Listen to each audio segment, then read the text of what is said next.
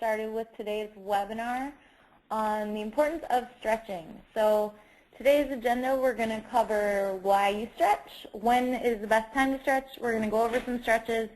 And what we'd like you to do right now, if you can, is to start getting up and moving around a little bit, because at the end we're going to do some stretches. We're going to lead you through some stretch routines. And we want everybody to be warmed up. So we're going to talk about why that's important in just a few minutes. But if you can be up, moving around, getting warmed up, we want to be able to have some effective stretches with you guys. So start fidgeting or just get up and start walking the room.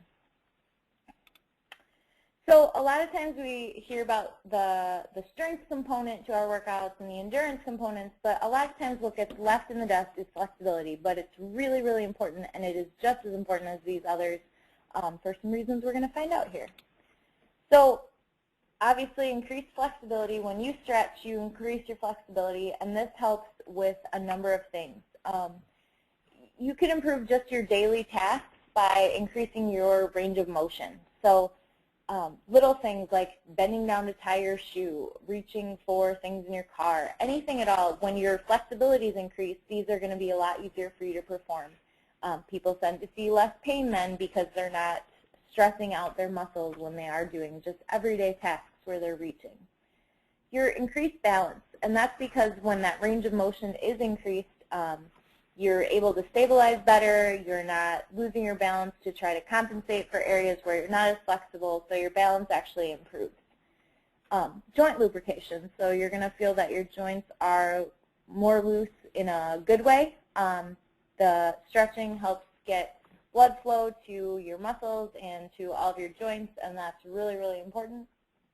And you don't just stretch your muscles. You're stretching your ligaments, you're stretching your tendons, the fascia. So all these components of what's going on under your skin, you're stretching, you're lubricating, you're getting energy sent to those places, and this cuts down on your risk of injury in a number of ways.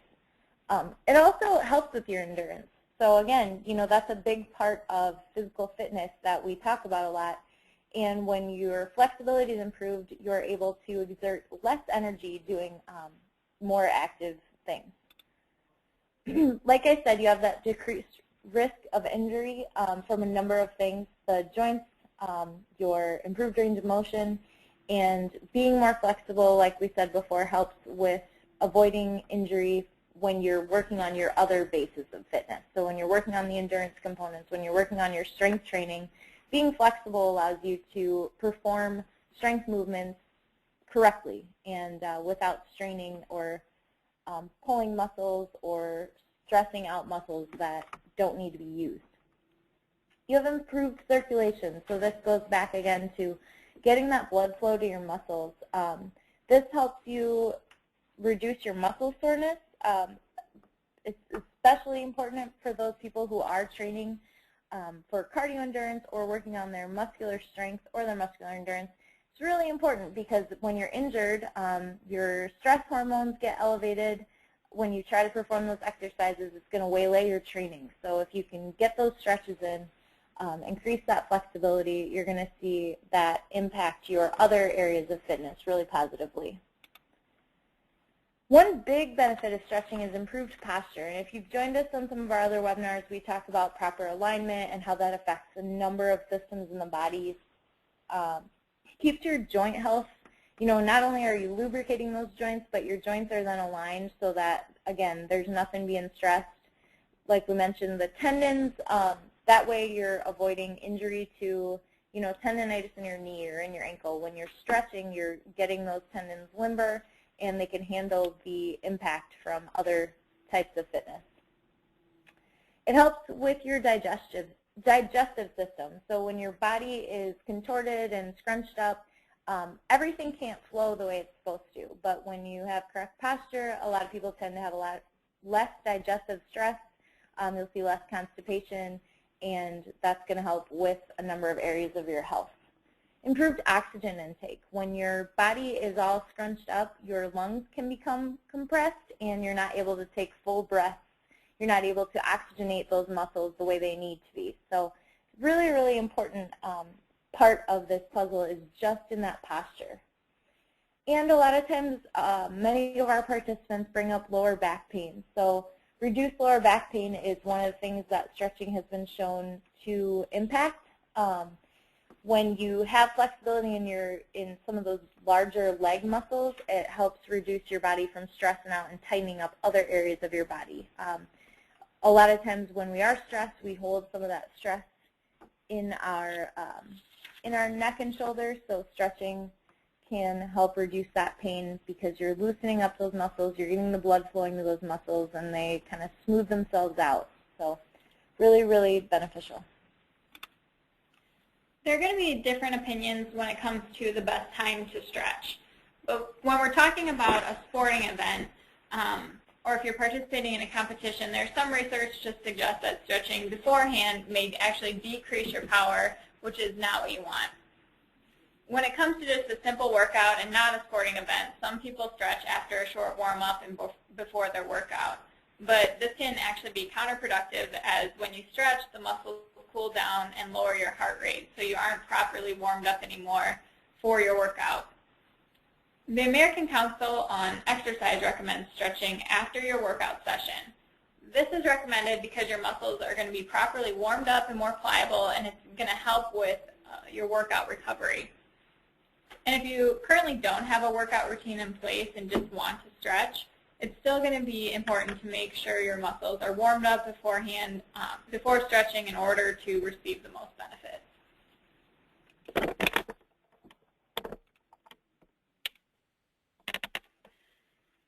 So now we'll get into the different types of stretches. Believe it or not, there are actually many different types. So you may want to try a few of these techniques out to see which one will get you the results that you want. And just like when you check with your doctor before starting an exercise routine, you always want to check in with them to make sure there is not any reason why you should not do any of the following types of stretches. The American College of Sports Medicine recommends stretching each of the major muscle groups at least 2 times each week. But if you're working out, you should always try to stretch after each workout session. So we'll start with the most common stretches. Static stretching is what most people think of when they hear the word stretching. The definition is extending the targeted muscle group to its maximal point and holding it there for 30 seconds or more. So there are 2 types of static stretching, passive and active. Active is when you add force yourself to increase your intensity, so just a sit and reach, basically. Passive is when an outside force, which could either be a person or a device, like shown on the picture here, adds the force to increase that intensity of your stretch. The goal is simply to stretch the muscle consistently to increase your range of motion, and you should hold the stretch to the point of pressure but not pain. So again, those are just the basic stretches.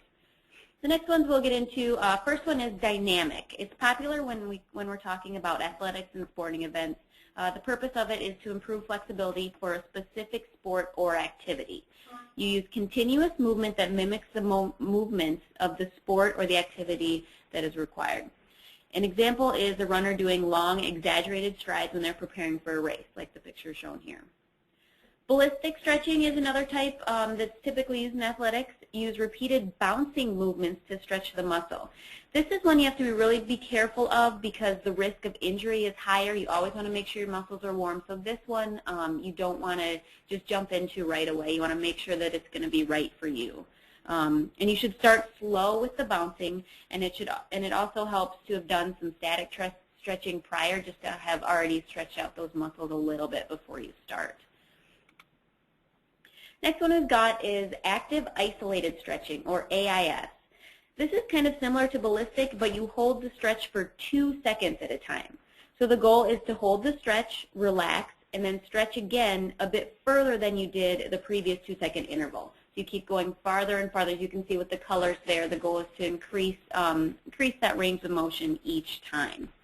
And you use specific repetitions and sets with this stretch, similar to like a strength training program. So you do 3 sets of 5 or something similar like that. Myofascial release is another one. That's been increasing in popularity over the past few years. We're seeing it a lot more. With this type of stretching, you basically use a foam roller or something similar. Some people use a tennis ball, something like that. And basically you use it to relieve the tension in your muscles, and it improves the flexibility in the fascia, which is the connective tissue that covers the body's compartments. So if your muscles are, it covers your muscles, so you want that to be loose as well. Basically, you just place the foam roller under the muscle and use the back and forth continuous movements for about 30 to 60 seconds. And this stretch can get pretty uncomfortable, so you'll have to kind of adjust the pressure to the amount you can tolerate. Next one we've got is PNF, or proprioceptive neuromuscular facilitation. There are 3 types of this stretch. The first one is called the hold relax. Basically what you do, you grab a partner and you do a passive stretch for 10 seconds, and then that partner, which is someone that should be trained in this type of stretching, applies force that you resist with that leg. This is the hamstring that I've got an example of. So you contraction your muscle, and you hold that for 6 seconds. Then after that 6 seconds, you relax and you let your partner perform another passive stretch for 30 seconds. Basically, it should be at an increased range of motion because your muscles should be more relaxed and be able to stretch a little farther. The second type of PNF stretching is contract relax. With this one, start out with the same passive 10-second stretch, but this time, instead of your partner pushing against you and you resisting, you actively push while they give resistance, and then you push that leg back down towards the floor, like in this picture. You'd push back down, and then same thing, you'd follow that up with another 30 seconds passive stretch, again, trying to push farther than that first initial stretch to increase that range of motion. The final PNF stretch is the hold relax with agonist contraction. This is the same exact thing as that hold relax for the first 2 phases.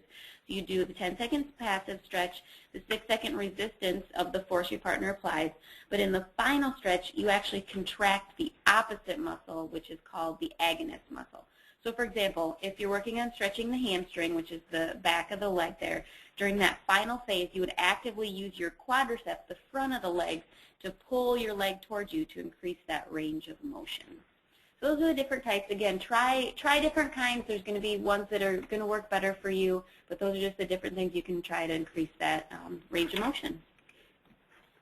So now we're just going to use our buddies over at Spark People, have some great routines. We're going to go through this upper body stretching routine.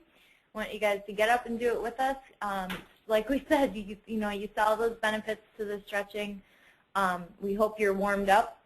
This kind of works with you to warm you up a little bit, but if you feel any pain, you don't want to feel pain while stretching, so take it easy, but we do really, really like these videos as far as something to maybe incorporate into your work day. We're going to start the upper body with just rolling the shoulders forward in big circles, making sure we're breathing deeply and sitting or standing tall. One more time forward. And then reverse that movement back, big circles all the way back. Slow, deep breath along with it. Really feel those shoulder blades squeezing together behind you. One more time. And then think about standing really tall with your shoulders pulled down and back. Now we're going to take the arm across the chest, grabbing below the elbow, and relaxing your shoulder away from the ear. This is a great shoulder stretch after an upper body workout. And you want to hold every stretch for about 15 to 30 seconds. Let's go ahead and switch to the opposite side. Pull it across. Grab below that elbow and relax the shoulder down away from the ear. And just make sure you're breathing steady. Okay, let's go ahead and release that one down. Now moving to a tricep stretch. I'm going to take my elbow into my hand and reach that arm overhead, placing my palm on the very center of the back. And still breathing steady. And once you've got a good stretch there, just go ahead and switch sides. Take that opposite elbow, pull it back. Think about your fingertips reaching down the center of your spine, and try not to arch your back at all on this one. And slowly release. Now just stretch out that chest and back a little bit. I want you to lace your fingers behind your back, squeeze the shoulder blades, and pull up those arms a little bit if you can from the side. Let it look like this. Make sure you're stretching to the point of slight discomfort, but never to the point of pain. And let's see if we can tilt that neck up. And slowly release those arms back down. Quick neck stretch. I'm going to relax the shoulders and take my ear down towards the shoulder. If you choose, you can put a little bit of light pressure onto the side of the head for this one. But try to think about relaxing that shoulder down away from your ear. And go ahead and switch sides. Again, that pressure on the side of the head is really light, and that's optional. You can do this with your arms down to your side. And let's lift it back up. With a deep breath in, we're going to reach up to the ceiling. And on your exhale, squeeze your shoulder blades together. Pull those elbows down and back. This is one of my favorite stretches. It's really great for the center of the upper back where a lot of full tension all day long. So just hold that one for a few deep breaths. And slowly release those arms and take another deep breath up. Feel a nice stretch through the abs, through the torso there. Lace your fingers up overhead. And then we're just going to tilt to one side from the waist for a nice little stretch to the side of the body. And inhale, take it back up. Last one now, foot off to the side.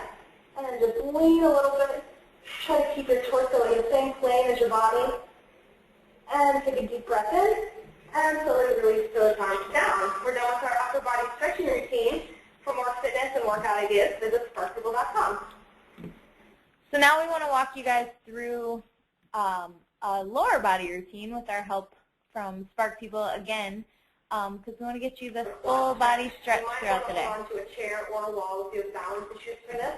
I'm going to pull one foot back, grabbing towards that foot or towards the ankle a little bit. And on this one, think about standing tall with your shoulders down.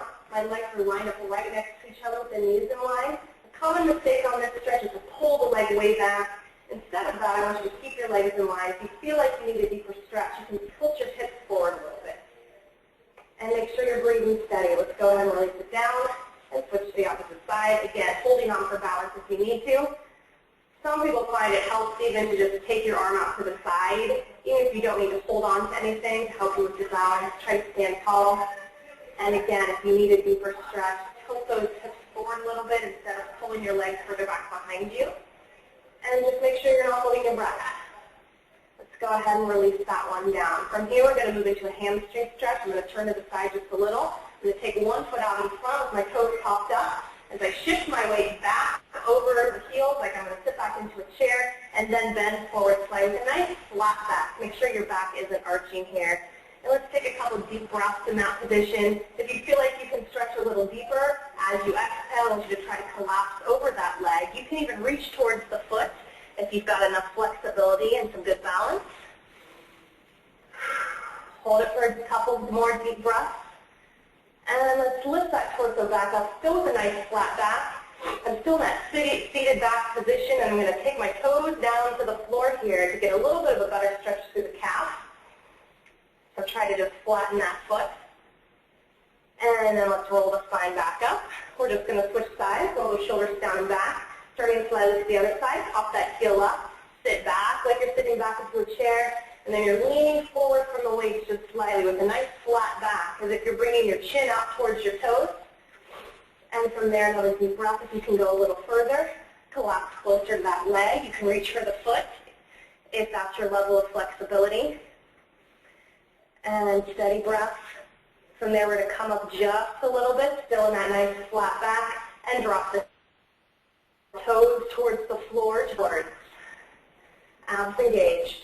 And let's slowly roll it back up. A couple more stretches here real quick. Let's stand tall with those shoulders down and back. We're going to take a really wide stance and then turn those toes out. Make sure they're wider than the hips there and squat straight down.